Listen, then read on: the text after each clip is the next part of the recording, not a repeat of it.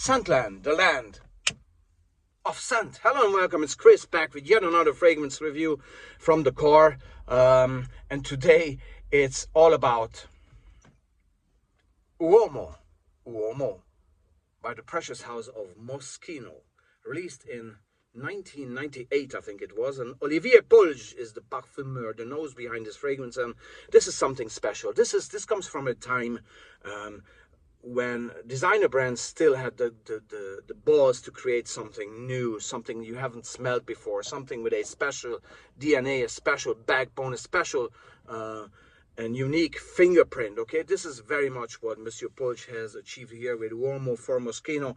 And the only thing that I don't like about the fragrance is the sprayer. This is a tester bottle distributed by Italia, but the batch code says it's from 2019, so it's like what, 5 years old, right? And it's just, the fragrance is just stunning.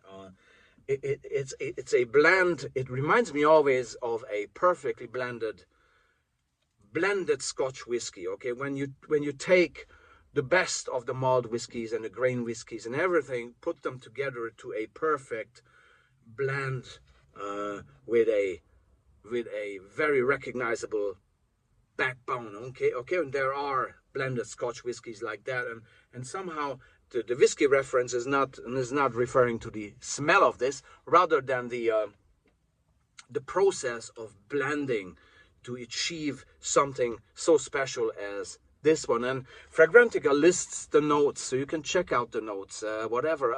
But it's actually worth for me, which I never do, to list the notes to you separately here. It's a tester bottle, and the notes are written up there on this label, and it's interesting. It's new Hedion, rosewood, transparent coriander, kumquat, Chinese golden orange. I smell that Chinese golden orange comes absolutely through in this.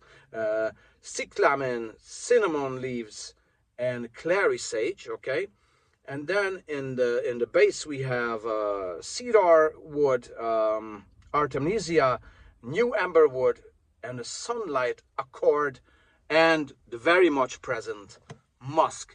It's a citrusy, musky, slightly floral, slightly woody fragrance, this one. Okay, with a wonderful performance, and it changes on your skin, so it's not a linear fragrance. This changes from a very much citrus start, which is absolutely natural smelling, gorgeous natural citrus with the kumquat and the golden Chinese orange there, to a fresh, spicy, floral, and then woody, and very much musky backbone. Okay, so there's a wonderful transition, but when you reach the dry down, the fragrance stands there as a something that you have not really smelled before, that has a wonderful personality to it, very Italian, very natural smelling, very alluring, a bit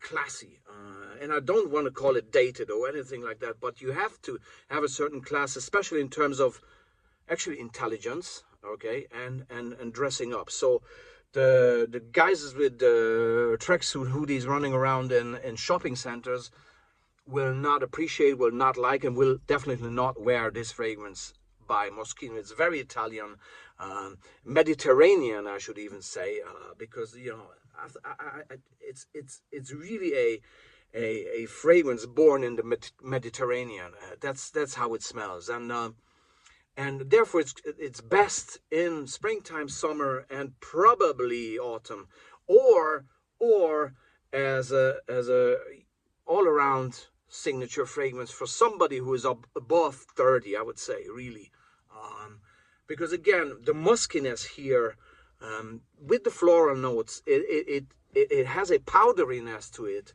that not everybody appreciates.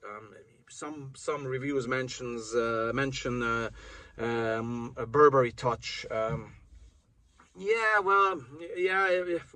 not really, but I get it. Okay, I get it. But overall, this is the citrus in here at the start is just mind-blowing, and it elevates you and brings you to puts a smile on your face, to really phrase it correctly. And then it's just the development, it's depending on the skin type as well. So I would actually spray this underneath the shirt, on hair, and then let it become one with your skin chemistry and body heat. That's how this fragrance works best. Okay, and the performance is stunning, lasts you throughout the day, and again, as I say, it's developing throughout the entire time that it lasts, and it really gives you these whiffs of Mediterranean satisfaction. That's what it does to me, and it's yet another beauty by Polish, and yet another beauty by Moschino, and extremely good price versus quality ratio, still around, still being manufactured, and it's again something that has a personality. So if you want to, and it's alluring as well. I mean, it's and it's a compliment getter even, from people with class. You will definitely get compliments. Okay, I truly believe so.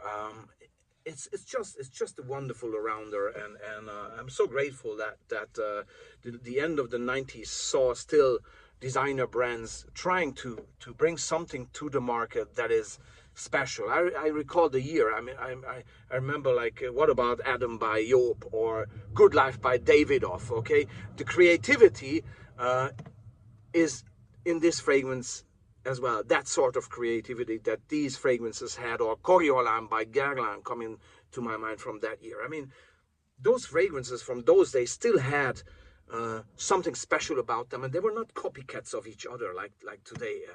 And there's no sweetness in here. Maybe a little bit of the cinnamon, but that's rather fresh, spicy here. It's cinnamon in a different kind of almost greenish way. It's wonderful. So without much further ado, and I could rave about this for probably another 10 minutes. Okay, but I'd rather reapply. Again, the sprayer I don't like. I love the bottle. The sprayer is on the cheap side. I have to really state here. I don't know why. Maybe they don't want to. They keep the fragrance alive, but they don't want to majorly invest into the sprayer here, which is strange. I think it's the same with Versace Blue Jeans. Wonderful fragrance. Same bottle designed by Gianni Versace, but the bloody cheap bat sprayer. Okay, same thing here. I don't know why, but as the French would do or say, but it's okay with me as long as the fragrance is brilliant, which it is. Okay, so thanks very much. It was Chris from Sandland with Moschino Uomo ? Sì, uomo. Grazie mille. Fido, do you want to say bye? Take care. Bye bye, and thanks for watching. Fido? What are you looking for there?